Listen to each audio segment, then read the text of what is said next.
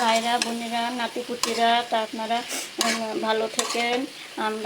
আমি আজকে রান্না হচ্ছে ফুলকপি দিয়ে রুই মাছ দিয়া।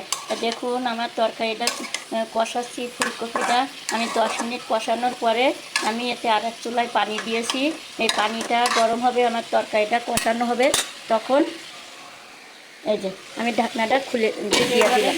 কষায় 10 মিনিট কষাইছি, তারপর এতে গরম পানিটা দিয়ে দিচ্ছি। এই যে গরম পানিটা দিয়ে দিলাম।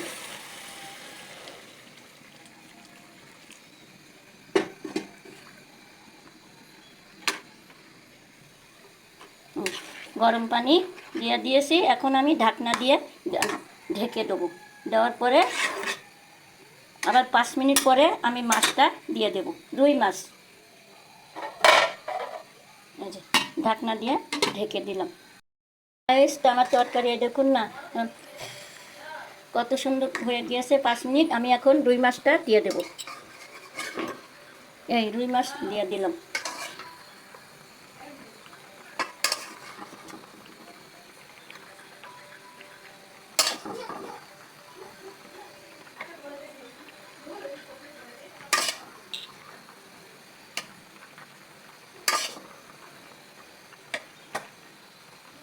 এই যে রুই মাছ আর ফুলকপি আমি অনেকক্ষণ কষিয়ে সুন্দরভাবে এখন গরম পানি দেওয়ার পরে মাছটা দিয়ে দিলাম। 10 মিনিট পরে এবারে আমি আরও 5 মিনিট পরে জিরার গুঁড়াটা দিয়ে দেব। তা সবাই সুস্থ থাকেন।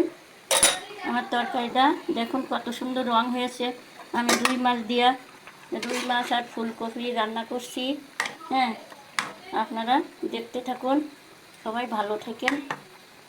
জি 5 মিনিট পরে আমি 5 মিনিট পরে তরকারিটা জিরার গুঁড়া দিয়ে নামিয়ে ফেলবো। ঢাকনা দিয়ে ঢেকে দিলাম। হ্যালো গাইস, আমার তরকারিটা দেখুন হয়ে গিয়েছে। ফুলকপি আর রুই মাছ আমি এতে এখন ভাজা জিরার গুঁড়াটা দিয়ে দেব। এই যে ভাজা জিরার গুঁড়াটা ছড়িয়ে দিয়ে দিলাম। তার তরকারিটা অনেক সুন্দর ঘ্রাণ লাগবে। ভাজা জিরার গুঁড়া দিলে তরকারিটা সুন্দর ঘ্রাণ লাগে। এই দেখুন না আমার তরকারিটা সুন্দর হয়ে গিয়েছে, আমি জিরার গুঁড়া দিয়েছি। তা আপনারা হ্যালো গাইস, তা আপনারা সবাই ভালো থাকেন, সুস্থ থাকেন। আমার তরকারিটা এই পর্যন্ত শেষ। তা আল্লাহ হাফেজ, সবাই ভালো থাকেন।